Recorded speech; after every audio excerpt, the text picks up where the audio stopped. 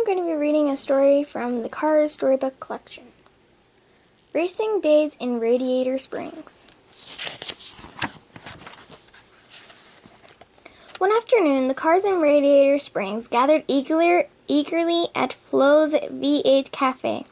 Lightning McQueen was meeting them there. He had some big news to share. "Hey guys," Lightning said when he rolled up. "Thanks for meeting me. Doc and I wanted to tell you about our plans for the town. We want to open my racing headquarters here." "That's right," Doc Hudson chimed in. He smiled. He was a racing legend and Lightning's new crew chief.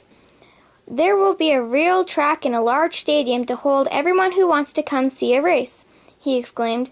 Mater showed the cars a picture of what the stadium would look like. Said Sally, the shiny blue sports car. "This could be what puts Radiator Springs back on the map." "That's the plan," Lightning exclaimed.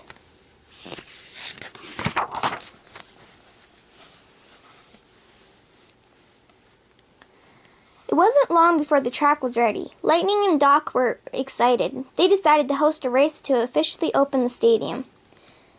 They sent invitations to racers from around the world.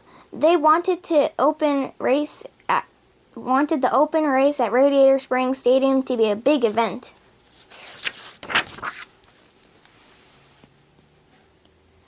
When the week of the race arrived, visitors flooded into town. The store owners in Radiator Springs were very happy to have customers again, but they weren't prepared for so many.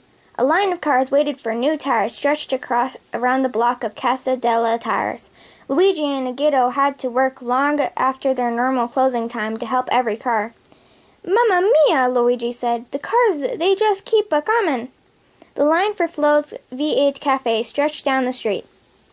Her customers couldn't all fit into the parking lot, so she tried bringing cans of oil to them, but she couldn't get around the traffic and ended up spilling oil all on her hood.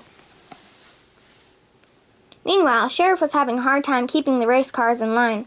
Otto had come all the way from Jeremy.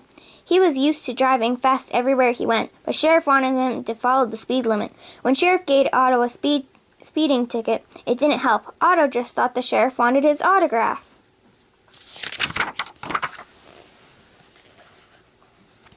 That night, Sally and Sarge had to set up tents for the visiting cars because her motel didn't have any more room.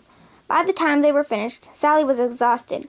"I'm glad we have visitors again, but I didn't think there would be this much work," she told Lightning.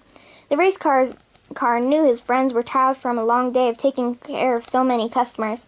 He suggested they have some time to have fun. They decided to cruise through town. The neon lights were shining. Seeing the town lit up and full of visitors made everyone happy.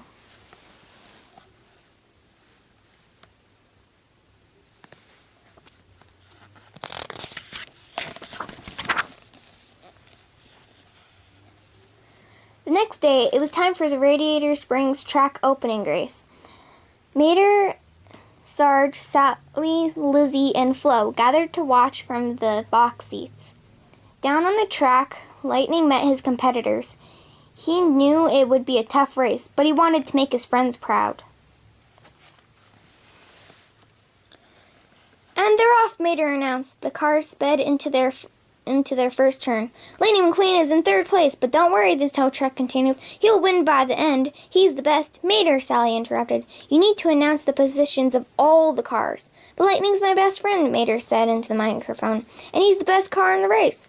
Down on the track, Lightning smiled. He revved his engine, and soon he was even with Otto, who was in first place.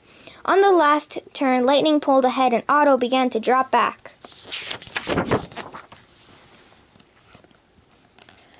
Lightning stuck out his tongue as he crossed the finish line. He wanted to make sure he was the winner. Mater cheered as he announced that his best friend had won. "Thanks, everyone," Lightning said to the crowd and the visiting race cars. "That was a great race, but it won't be the last here in Radiator Springs." The cars cheered. They couldn't wait until the next race. The end.